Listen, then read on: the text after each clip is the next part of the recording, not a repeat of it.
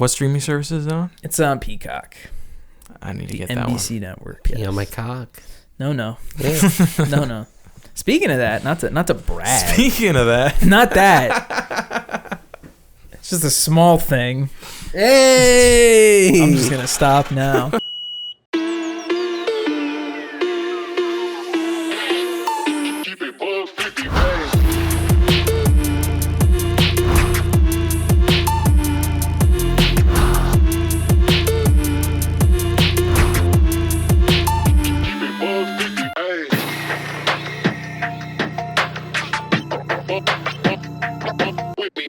Hi, it's the Joystick Show, episode 263. Hello. Wow. Right? Isn't that crazy? We've done this 263 times.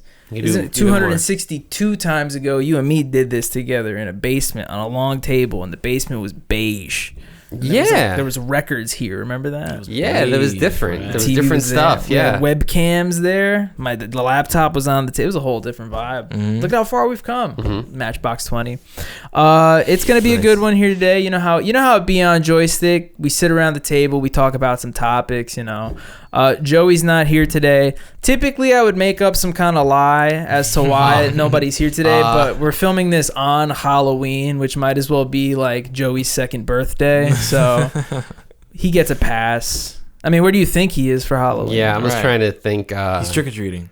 Yeah, honestly, that's a guess. Yes, I was gonna say that he was like in a cornfield or like Children of the Corn type vibe, something like that. I was gonna make like an advanced like Others reference, like a weird like horror movie from another time. But no, he is trick-or-treating with his students. I had a completely different area that I was going with that. Okay. I was thinking like Joey is like possessed by a spirit that comes alive once a year, and it's only on Halloween night. So like once a year, Joey's a superhero who like saves people on Halloween night, and that's what he's doing right now.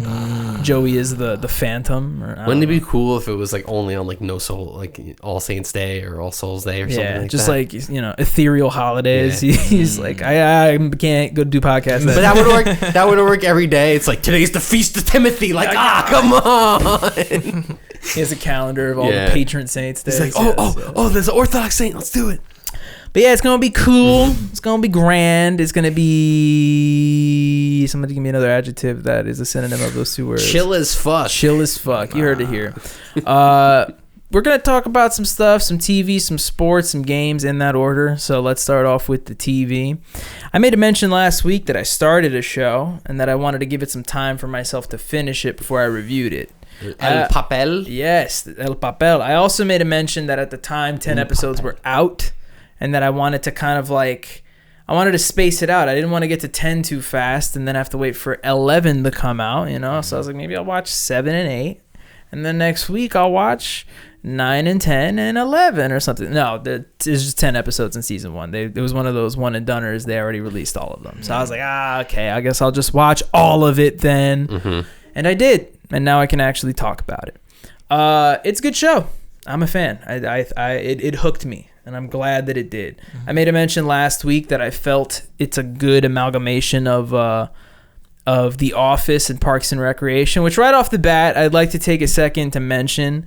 I've just been giving like the whole workplace comedy genre a big think around over the past week and change. I feel like people look at The Office and Parks as being like the two sort of like, they're like the pinnacle ones when you think of them. And don't get me wrong, there's a bunch of other great ones like 30 Rock and Brooklyn Nine-Nine and Superstore and stuff. But it's like those are the two biggies, right? But at the same time, they're sort of disconnected in the sense that like one of them was made by Greg Schur and the other one was made by Michael Schur and the other one was made by Greg Daniels. But there's still some overlap because one produced the other. The point that I'm trying to make here is that while I want to use the term, or while I want to use those two shows to like compare the paper to them, like there's other shows too that kind of reflect what the paper is or how it feels. But I just feel like those two are the biggies, right? Yeah. So right off the bat, it's obviously a spiritual successor to The Office. So it's in the Office universe, which, to be fair, is like the regular world. You know, like the first show took place in Pennsylvania, now it's in Ohio. But but the characters feel that much more like how they were in Parks and Rec, where like the characters in The Office. I don't know. You've seen The Office, right? Well, like I would say, I always said this, that The Office is, and it's bad, and to say it, but like The Office hasn't aged as well as some of the other ones because it is like the oldest out of the bunch. Yeah. But I would say that show, the characters are just kind of there to move the plot, and then in later seasons they get into the whole like, you know, having the characters fall in love and then the other stuff. But like for the most part, that show is very much like plot centric, situational, whereas like Parks and Rec I feel is a lot more character driven. Everyone has their own like different quirks. Very much so. Yeah. And that being said, you bring up a good point. Right before I get to that point though, I feel like The Office, the best way I could describe it, has a lot of straight man characters, right? And then with the exception of like, you know, Michael Scott and Dwight and like, I don't know, maybe like what's this guy's name, the big accountant, oh my god, who makes the chili? Oh my god, what's his name? Kevin.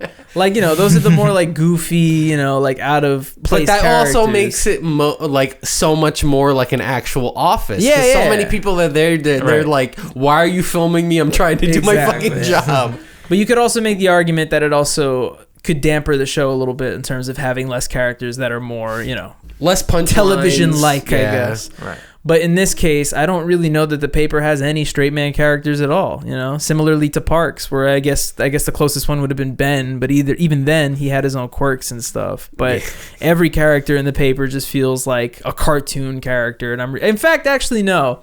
There is one straight man character in the show who ironically is a woman, and her name is Mare. But her whole spiel in the show is she's like the one person who genuinely cares about journalism and is just trying to like do well at it. And granted, the other main character on the show, played by Donald Gleason, also cares very much about the news. He cares more in like an obsessive sense. Kind of gives me vibes of like Amy Poehler in Parks and Rec, Leslie Knope, where he's like he's just like obsessive over it. He's like, I have to do it. Like, I mean, a lot of TV shows are like that. Like you take if it's like a drama, a comedy, one of the main characters has to be psychotic in what they do because now that drives everything forward. I do have like one criticism of the show, but it's like I think it's a fair criticism, and it's something that will obviously get fixed in time. But it's that, as much as I like a lot of the secondary characters, they don't get as much time to shine as I thought they should have. But I also think that's just like, you know, it's season 1. Thankfully, they got renewed for season 2, and it's going to be like probably double the amount of episodes because that's how it works for shows like that. So I'm, you know, hoping that we'll get to see a lot more of those characters in the future. But other than that, I want to give it like a solid 9 out of 10. I thought season 1 was really solid. There's a lot of moments that made me like laugh out loud, really fun, like super hard. Just to name 2 right off the bat, one quick one in the season finale, actually 3 quick ones. 2 from the season finale is the season finale takes place in an awards ceremony, and they're all up for like awards and shit. But the Donald, who's like his name is Ned in the show, he's like the main character. He's the editor-in-chief of the newspaper. He has like they think it's a rabbit's foot. And he's like, oh, no, it's superstitious. And then he has a talking head to the camera where he's like, oh, this? I cut off the leg of my stuffed animal as a child so that I can hold on to it and rub it for good luck whenever I need it. So, like, whenever the awards are about to be, like, announced, he has it in his pocket and he's, like, violently rubbing it like that. So everybody else is, like, focused on the awards, but one guy is looking down like, what the fuck are you doing? Also in that episode, there's like a crazy ass character named Esmeralda Grant, who's like one of the antagonists of the show. But she's like a super, like she craves attention like to the umpteenth degree.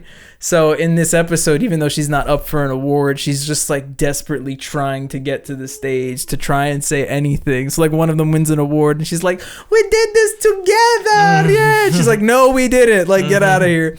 So they get to the part in the awards ceremony where they do like the, you know, the cliche in memoriam for the fallen journalists. And she like runs up and grabs the mic and everybody at the newspaper is like, no, what is she doing?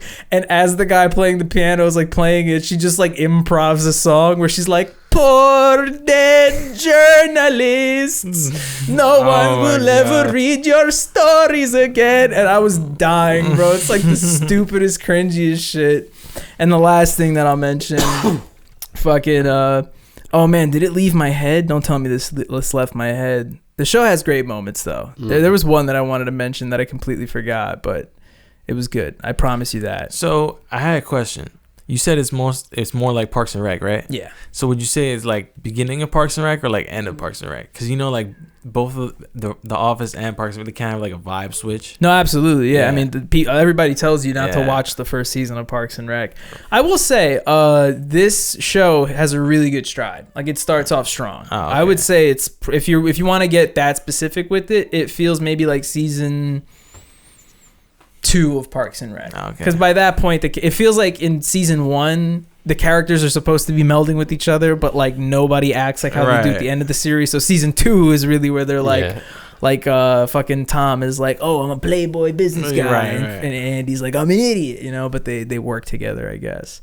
But yeah, I would say it has a really strong start. And the last thing I'll mention, and I will spoil this, a spoiler alert, I guess. It subverts one of the biggest workplace comedy tropes of all time. In episode 1, it introduces like the idea of the two main characters, the editor-in-chief and the main journalist, Ned and Mare, possibly being in a relationship. Mm-hmm. So they already, start playing the whole Jim and Pam, April and Andy, Ben and Amy type shit. Like, will it happen? Will it not? But by the season finale, they make it happen. So there's no like, they don't lead you on or anything like it. In fact, it's kind of funny. In the moment, they're both like hesitant to do it, because he's like, I don't want things at work to be weird. I'm your boss. And they're like, maybe we just like do it and get it out of our system. And he's like, yeah, maybe we do it. We don't even like it. And then we go back to being bros. And he's like, yeah. So they do it. And the season literally ends with him being like, ah, shit. Like they could tell like they had feelings for each other in that moment. But in a writing perspective, it's also funny because it feels like they're literally doing it to get it over with. So they could just go anywhere. Yeah, it's like meta at a certain point. Exactly. So it's like they're not tied down to that. It opens up the floodgates for, do they stay together? Do they not? Do they even become a thing? So I really appreciated that in a weird way because I don't want to. I wanted a cliffhanger, but I didn't want it to be like, will it happen? Like it's like Superstore type. Now it's like, what's gonna happen? And I like that better. But that being said, 9 out of 10. It's a good show. I definitely recommend it. If I had to recommend it to anybody, I would say definitely Dylan. There's a lot of just like great jokes that you would appreciate, but also you, considering you've seen the other ones as well. Yeah. But yeah, shout outs. Solid show. Very nice. Very nice. Dope. What streaming service is it on? It's on Peacock. I need to get that one. NBC Network. Yes. Pee on my cock. No. Yeah. No. Speaking of that, not to brag. Speaking of that. Not that. It's just a small thing. Hey! I'm just gonna stop now. Hey. No, when my parents let's bought trickle this out. When my parents bought the house in Florida, the thing is like since they bought it in such like a developed community, like a bunch of shit came with the house, like the internet and the cable service and all that stuff. So they got Spectrum, but they got some like weird premium thing through Spectrum where now not only do they get cable, but Spectrum gives them like 8 different streaming services as part of the deal. So like now, granted we already pay for like a majority of them. Now I have a bunch of them. And some of them are even like ad free, which is cool. Like I have like Netflix ad free, Hulu ad free, Disney Plus ad free. Hulu ad free is huge. That's but like I have double ad free. I have Price difference. HBO Max with ads. So I'm like, shit. But either way, it's pretty cool. Yeah, I was like, thank you, House in Florida, which I'm abusing here in Thank New you, York. Dr. House. Dr. House, yes. Yeah. You want to talk about the thing that's happening behind you? Maybe that. But I would like to segue into a different sport first. The thing that is also happening no one wants right to talk now. about because there's no New York teams. There's a former New York team playing, and that is the Dodgers. That's true. While Bobby was watching the paper, I was watching in the background a 6-hour baseball game. Yeah, I was watching some of that too. Where there was a baseball game that went 18 innings, and thank fucking God it ended because both managers were like, we're using batters to pitch. Like it was gonna go to that kind of territory. But yeah, baseball's on. It's very good. Baseball is always anticlimactic, always, because it just comes down to 2 teams and it becomes who has the better pitchers. But hey, we all want to see the people up north win, and we'll see what happens with that. I don't know. Like I said, I'm very much rooting for Canada. Yeah. I don't want to Right. watch the Dodgers. If it was the win again. Mariners, I'd be rooting for the Mariners, but they would have lost in 4 games. You know what because- annoys me? Yeah. Just because the Dodgers won last year and because they're in the World Series this year, I know like 6 or 7 Dodgers players off the top of my head. I can't even do that with like New York teams. Yeah. I could probably name like 2 people on the Yankees. Yeah. Isn't that crazy? they're just star-studded. In fact, like already, because as soon as this ends, like free agency starts, and then people start talking about off-season shit. Every free agent, it's like Dodgers are going and we'll get them, and it's like, wait, aren't they spending like so much money? But hey, whatever. I digress. Go BJs. Does the MLB have a salary cap? No. Of course. Never did. And now that There you like now there's like a luxury tax, which is like what NBA has, where if you pay over, you have to pay all this extra money and stuff. But then now teams have it where guys like Ohtani, they just set themselves up with like a pension 20 years from now, and all that money's deferred, so you're technically not spending that money now. But more exciting stuff, basketball. Yes. Yes. So we are NBA. in I guess technically we're in the middle of week 2 of the NBA. Already. And as far as the team joystick 2025 into 2026 fantasy league, things are getting kind of close. Yeah. I'm happy to report that I'm still on top. I think with 31 points. Dylan is in second with 27. I think Jerry's in third with 24. 20. No, I have 21. I had Yeah, because you 24 and a half. stole a lot of points from him. You Yeah. didn't steal them from me this time. Got you. And then Joey's chilling. Joey's chilling with the least turnovers. Honestly, I wish Joey was here so then we could fix his team real time and like drop 4 people and then add 4 actual good Word. people, make it a little more competitive. But I digress. It's still fun either way. It is still fun either way. But yeah, I mean, basketball's back. If I was actually just wanted to open it up with a very simple question. That being said, with 2 weeks of basketball in the can, what are you starting to notice about the NBA? It's fast paced. It's like really aggressive. It's this year. it's very fast. It's the fastest it's ever been. Like people are like, oh, 40-point game, 50-point game. They shoot right away. Watch any basketball game from like 98 to 2004. Where they pass the ball You will 15 fall asleep. Not even. It's literally like Gary Payton at 39 years old, Steve Nash, all these guys, Jason Kidd, and they're just dribbling the Dribbling ball it out. for 18 seconds. Dribbling the ball. Allen Iverson, he's doing spin moves, but he's dribbling the ball for 18 seconds, and then he passes it, and then he drives. But they're not wasting the time. They're just fucking going for it every time. I'm starting to see it where it's my favorite play, where you just leave a guy upfield. You have a guy pretend to be injured or he fell and he has to get back up and then steal the ball, pass it to him. Works every time. I've also been noticing there's a number of teams that I was not expecting to do well off the gate that are out of nowhere doing very well out the gate. I think one of which to bring up is playing against the Knicks right now and winning against the Knicks, the Chicago Bulls. Right, yeah. They're very fun. It's weird because there were a lot of teams like the Bulls, the Spurs, which was like they weren't that good last year. Right. But then it's like, but what if they got better? And then the Spurs are just the fucking cheat code. Even without De'Aaron Fox, they're the best Yeah. team. So I feel like every team has like someone that's injured, like a big name that's injured, it doesn't matter. or that's been injured for like already like a couple days, a week. Jaylen Brown doing work for me right now. Yeah, he was like 16 points first quarter. 28, 3, and 5. In the And third. something that we have to consider is that a lot of players are getting injured now. And I think they're actually injured. It's not like for a few years where it's like, like Giannis has been injured every game and then he plays or doesn't play. Right. It's like the dumbest thing I've ever seen. Same thing as Cat. Yeah. But what happens is now, in order to become an all NBA, which is like the all pro team, you have to play, I think it's 58 or 60 games. So you have to play. Good. Now. You have to play. You can't just sit on a back-to-back or whatever. But now we're going to see some guys might win out of nowhere, or it might be other guys they'll be fighting at the end to see if they can get it, because you have to play 58 games, and a lot of players have already missed a few. You hear that, Joel Embiid? Yeah, Play the damn game. you hear that, Zion averages 31. Even LeBron or But he's skinny. Anthony Edwards, yeah. But he got Word. skinny, Dylan. He thinned out. Him and Ben Simmons are like the best off-season players. Yeah, You they're need the- like an off-season team. Ben I think Simmons Zion's is the only missed, greatest like, con man in one sports game, maybe? history is what he is. Oy.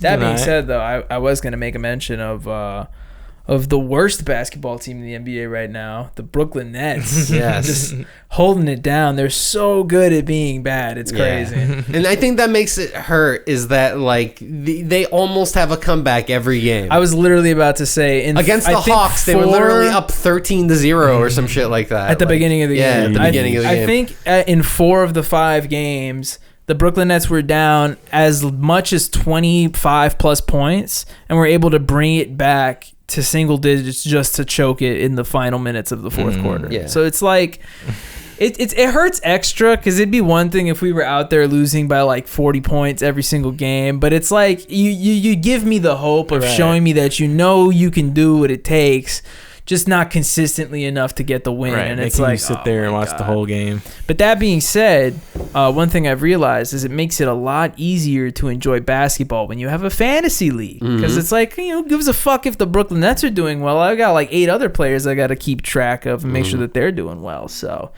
I will say I do like having this thing on the side, despite the amount of upkeep it takes. But I also kind of like that. You wake up in the morning, you check the sun. It takes like 10 minutes. It's not bad. Who's playing today? Who's not playing? Who can I get? Who's a good pick? So. Yeah. The whole idea of like now it's like the amount of people we can cut is less now, so we can swap more. Yeah. And I think it's gonna be very fun because of that. Because I swap every day. So let's bring up a good question. Let's bring up. Also, Jerry had a question too. I don't want to forget. Jerry said he had to ask. Oh something. yeah. So what my question was when does our fantasy end? Is it like does it end actually at the end of the season, or does it end before the playoffs? I think I have control over that, but most people who recommend like leagues say to end it like a week or 2 weeks before the actual end of the season, just because you don't want to run into like people who are faking injuries to preserve themselves for the they're just sitting play-in or for playoffs for that makes matter. sense. So it just makes sense to end it a little earlier when those statistics don't get skewed. Cool. So that's probably what we're gonna do. The other thing I was going to say pertains to Jerry's team. Me and Jerry were having an interesting little discussion about this last night. So now as commissioner, I've made some changes where all players are eligible to be dropped or traded. Okay. It wasn't just, I thought it was like a time thing that it was like locked. Basically how it works is Yahoo makes a tracking of players who are considered too valuable to trade or drop at certain points. You're supposed to keep them on your team. Yeah. But you can get rid of that, and most people say that you should anyway because it makes things more interesting. It does. But it opens the floodgates for all of us technically to be able to trade these really big players, whether it's you and Giannis or me and Luka. But more importantly, I wanted to pick Dylan's brain. Dylan, should Jerry trade LeBron James or should he keep him on the bench for another 2 to 3 weeks? Honestly, do you want LeBron? I have an opinion on this. Oh, okay, because this is the thing. I feel like if you drop LeBron, I won't take him because he's going to be injured again at some point, right? I think he's gonna. I feel like he's at the point where even if he plays this year and next year, he's going to be on and off injured. He's going to come on like Udonis Haslem, where he comes on every few games or whatever. On the bike? Yeah. Like, I think there'll be that, but I mean, I already dropped Jalen Williams because he's hurt. He had an off-season surgery. They're like, we don't know when he's going to come back, so I dropped him. I'm no fortune teller, but my opinion is I think keep him on the bench for 3 weeks. I think LeBron is worth it. I think LeBron will do work. If I was in Jerry's position, I would have dropped LeBron already. I couldn't until yesterday. But now it's possible, so that's why I bring up the question: is it worth it? Is it not worth it? I don't think. That's just now. It's also, guys, if you want Trae Young, I don't know. I might not.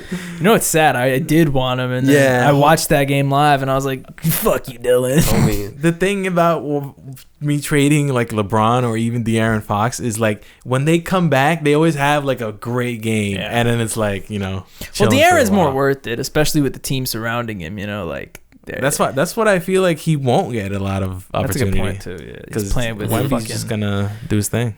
What's that starting lineup? It's DeRozan, De'Aaron Fox, Sabonis, Russell Westbrook, and Dennis Schroeder. Yeah, we're the terrible team. The Kings went from like a fun team to like, what the fuck is this? Yeah. No, De'Aaron Fox is on the Spurs. Yeah, true. Yeah. Now, who am I thinking of? Zach LaVine. Zach LaVine. He's doing good. Yeah. But yeah, basketball. But yeah, basketball. I feel good about the league. Yeah. I feel good about it. I don't. About the league, yeah. I feel good about the league. I don't feel good about the NBA. I feel good about the league until Brooklyn starts fucking putting their numbers up. Also, don't worry, they got rookies that aren't the right rookies they should have chose. But, I have a fucking I could write a thesis about that shit. Or it's like you had all these draft picks. Why didn't you trade up and get VJ Edgecombe or one of those guys? You know, I don't know why why did we get rid of Drew Timme? Like, why did we get rid? No one wants Drew Timme. No one wants him. I want Drew Timme. No one wants him. It's so weird. Oh my god, it's so stupid. But Mac McClung can get a fucking multi-year deal with the Pacers. Anyway, whatever. He's not even playing either. He's still sitting. He's not playing. Exactly. I saw him play. He got like super blocked by Cooper Flag.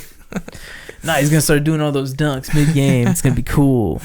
I mean, they can put him on like the Nuggets, the Nougats, the Nougats.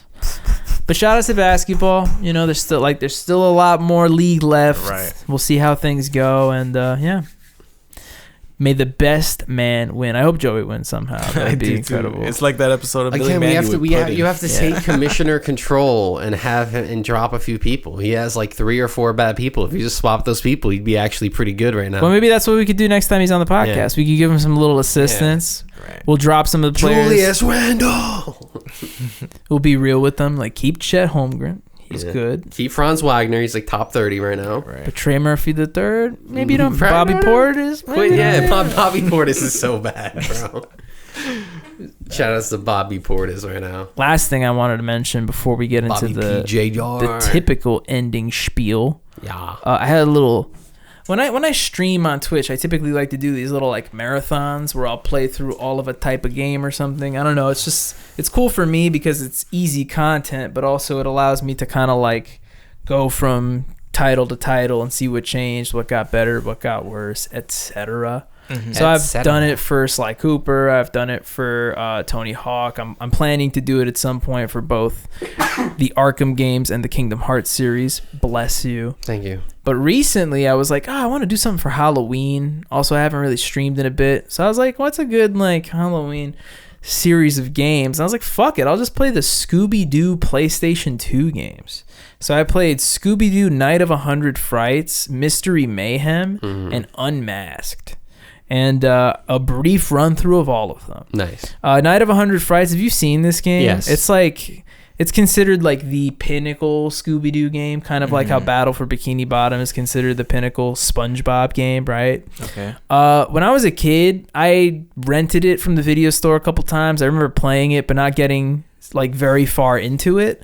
But now that I'm an adult and I have all the time in the world to play it, it was pretty fun. It was pretty cool. It controls how you would expect the 3D platformer from 2002 to control. It has its fair share of quirks, but one thing I found really interesting with it is it's actually not just the 3D platformer. It's a Metroidvania. Huh. So you'll be like playing the game and you'll get to this part where you'll get an invention or some upgrade and you can't progress further, but you're like, oh, now I can go back to the mansion in that room that had that thing and progress that way. So I was like, oh shit, this is pretty ahead of its time. So that was pretty cool. After that, I played Scooby-Doo Mystery Mayhem. Mm-hmm. This game divides a lot of people because it plays very differently from the other two games. It's not a platformer. You can't even jump. There's no jump button. The best way, it's like a puzzle quest kind of game where like, you know, you'll walk into a room and the door will be locked and you're like, I need the key, and the key's behind a shelf and you have to find out how to get. It's like a whole logic puzzle shit like that. The best way I could describe it felt almost like a Flash game that they turned into a 3D PlayStation game. But, you know, it was cool. It was different. Not the best thing I've ever played, but, you know, I got through it fairly quickly, so I can't really complain all that much. Also, what I found very kind of funny is very early on in the game, you get like this book that captures ghosts. And I was like, oh, okay, I guess it's like the attack mechanic. It's literally just Luigi's Mansion. Like you latch onto them and you do like a whole button sequence to suck them in. It's called the Ghost Gobbler. I had a good time with that. That was pretty fun. God. But yeah, it's really funny to hear Scooby and Shaggy's voice actors just being like, we gobbled that ghost, Scoob.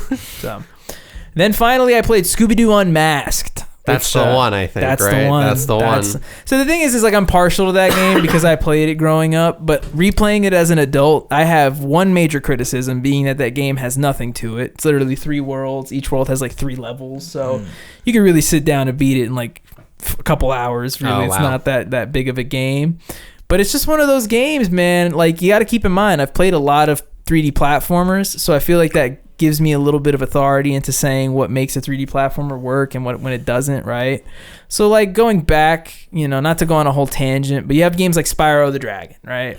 I don't know if you've gone and played Spyro, but that game still holds up. It still controls incredibly. And then you got games like Crash Bandicoot 1, love it to death, controls so poorly, right? Compared to like, I don't know, Crash 3 or something like that. But Unmasked, despite the fact that it's such a super low risk Scooby-Doo game, controls so good. It's like annoyingly good. It's crisp. The movement is exactly what you'd want it to be in a 3D platformer. So it's just like, it's one of those weird things where it's like, I wish you weren't a Scooby-Doo game. I wish you were something else so I could feel better about liking you. But it's a fun one. I just wish there was more to do. That being said, I'm not going to rank them individually. We know what your ranking is based on how you described it. I don't care that much. I'm going to rank them as a whole, though. And I'm going to say that whole experience, Dylan, was a 7 out of 10. Would not do it again. Wow. Gotta be real with you. That's low. That's pretty low. It's pretty low, yeah. At the end of it, I was like, I just want to get through this. But now I'm on to better, brighter pastures. And after recently, not super recently, but after platinuming Borderlands 4, which took like 130 hours or something like that, I'm finally free to platinum other games. So catch me on stream playing Ghost of Yotei and Yuka Replayly, which I'm very excited to get into. Speaking of sequels to games that you've platinumed, you know what another sequel I heard is very bad and has a different developer than the original. What's this? I have no idea what you're talking about. Wizard of Legend. Oh, yeah. Really? I didn't know it was a different dev. That's what I found out today. That probably answers a lot of questions. It answers a lot of questions. Yeah. Apparently, like, the original devs, they were just, like, consultants. And like weird. It just looks like prettier, and it's like less game, and it's 4-player couch. They don't make those anymore. That's like a early 2000s thing. Yeah, I'll probably still play it though. I really did enjoy Wizard of Legend 1, and like I don't know, you've been talking about it a lot recently, so I'm like, I gotta fucking play it. I was playing the first one.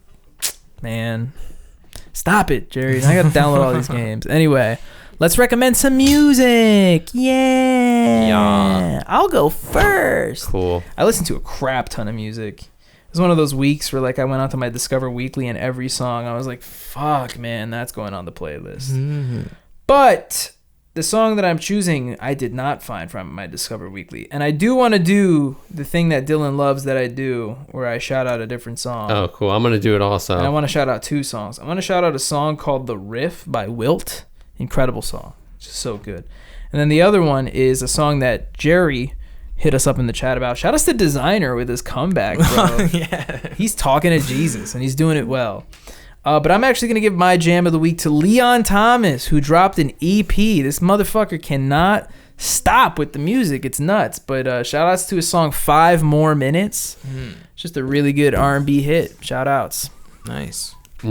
I'm going to do what you do, but pick a song that's really bad. Oh, yeah, you said I was going to start doing this, so I'm going to do it. I'm going to choose the song Flower Girls Who Don't Put Out Get Stabbed. Jesus by I Shot the Duck on Dog. That's the fake one. But he didn't shoot the deputy. Yeah. But I'm not going to, that's not the real song. The real song is going to be some Paris, Texas. I'm really jamming them, going through their whole discography, finding the have and have nots. So I'm gonna pick their song Infinite with a Y. They rap over anything. It's like alternative rock, metal, like reggae. They'll do it. They'll try it. Paris, Texas is legit. I am a fan. Yeah. I'm also realizing I never put up the spinny thing, so let's put it up for the last minute of the spinny thing. All right, my song of the week is gonna be MF Doom's alter ego, King Geedorah. I was like, which one? Which one? It's a song called Fazers. I think he only has one album under this. Yeah. It's called Take Me to Your Leader. Fire. We did it. Wow, that was a podcast. We'll be back next week. It'll be like my birthday podcast. So it will be. Figure something out in that department. But until then, make sure to just like this episode. Make sure to subscribe. It'll make us feel really good on the inside. And if you want to see more of Joey, make sure that you use his special call to summon him. Because this is like one of the only nights he's able to go out and actually save lives. Yeah. I actually don't know what the call is. The call is Soda Pop from K-Pop Demon Hunters. I imagine you know the name of the song. Bro, all the kids love it. What do you mean? That's why when Joey went and he's like, wow, it was all children. I'm like, every kindergarten class is like... You know what we should do? I tell you what, we're going to get off podcast and out of spite, we're going to watch K-Pop Demon Hunters without Joey. Just ruin his fucking Halloween. We don't, but we pretend like we did. We memorized 10 seconds of a song, and us including Jose singing in unison, like my design. Like a video of Jose, like this shit is awesome. We're doing that right now. We're doing that right now. That's the best. Bye. Oh my god.